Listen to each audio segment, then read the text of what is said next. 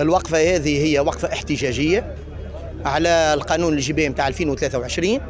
نحن راهو قبل كل شيء بدون مزايدات راهو الجباية واجب وطني، الناس كل تدفع في الجباية ومستعدين باش ندفعوا، لكن نحبوا العدالة الجبائية. نحن نحبوا كان العدالة الجبائية. الكونتريبيوبل اللي قاعد يخلص كل يوم وتنزلوا عليه كل عام ونحن نزيدوا فيه، كل عام ونحن نزيدوا فيه في الأداءات، والناس اللي هاربة من الأداءات تخدم في النوار.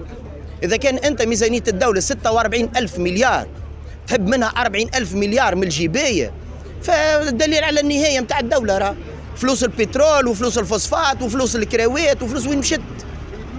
نحن هنا نحب أخويا ماك تحب الدولة وفي أزمة الوقت هذا رانا باش نساندوا المؤسسات اللي تمر بصعوبات. راه في دول العالم الكل قاعدة تساند في المؤسسات، ما كفاناش الكورونا، تجينا حرب أوكرانيا، تجينا الثورة، الناس كل فالسة. عندكم الاستاتستيك كدولة، عندكم الاستاتستيك عدد المؤسسات الفالسة قديش؟ أخي هو فالس نزيد نفلسوا؟ ما نطلبوا شيء، نحبوا كان العدالة الجبائية. راهو ند ونعاودوا راهو بالنسبة لنا نحن راي الجباية واجب وطني، باش يبدوش يتزايدوا علينا. مستعدين باش ندفعوا الجباية نتاعنا، لكن في حدود المعقول. منخرطي الاتحاد الجهوي للصناعة والتجارة والصناعة التقليدية بكافة القطاعات نتاعو، الحرفية والصناعية والخدمات الكلنا، خرجنا باش نحتجوا ضد قانون المالية الجائر، قانون المالية المجحف اللي باش يخرج 2023. يزينا تعرينا فلسنا، ما عادش عندنا منين نغطوا مصاريفنا. البيناليتي اللي هي وصلت حتى ل 20% بالنسبة للسيناسيس، ووصلت حتى الأكثر في القباضة. ناس معناها كانت تتمخض ما نجمش تخرج من جائحة كوفيد، يزيدوا معناها يثقلون بقانون المالية جديد.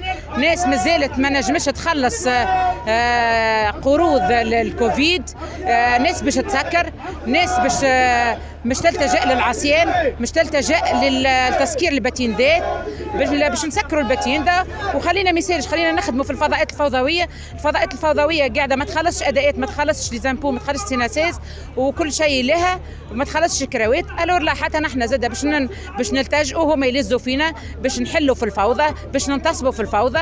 تعرفوا الوضعيه الماليه العموميه نتاع الدوله، تعرفوا الوضعيه الماليه نتاع المؤسسات، وتعرفوا الوضعيه الماليه نتاع الجهات وصفه خاصه ولايه الكاف. اول مره في تاريخ تونس الحكومه من خلالها وزاره الماليه لم تتعامل مع اتحاد الصناعه والتجاره مع كيف بقيه المنظمات. اول مره، خاطر في الحكومات المسابقه كانت تبعث لك مقترح تاع مشروع ميزانيه، تناقش، تبعث مقترحاتك، وبعد تمشي لمجلس النواب ويقع كل شيء ياخذوا به ما ياخذوش به بالواقع.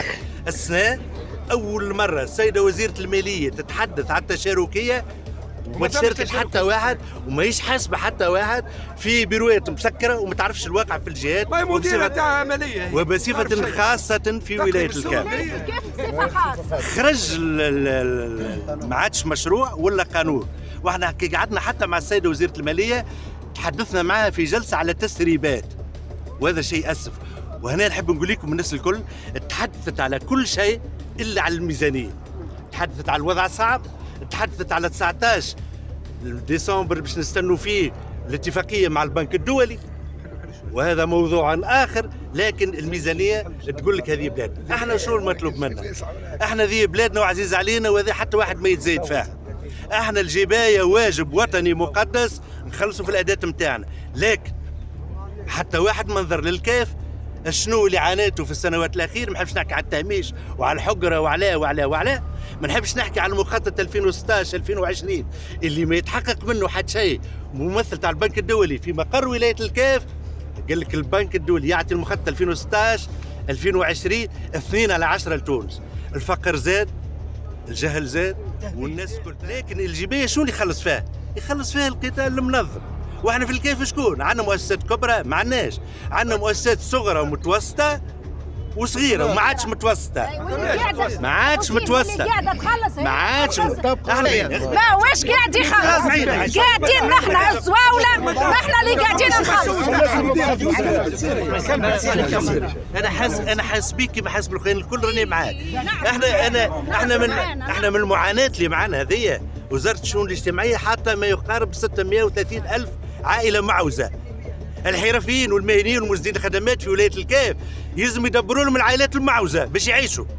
كان من الاجدر يكون عندنا والي اليوم، ما يلزمش جد يطاولونا بولايه من غير والي. كاتب عام. واحنا كنا نتمنى من سيد رئيس الدوله اللي قالوا في جربه على ذمه القمه الفرنكوفونيه شنو اللي قال؟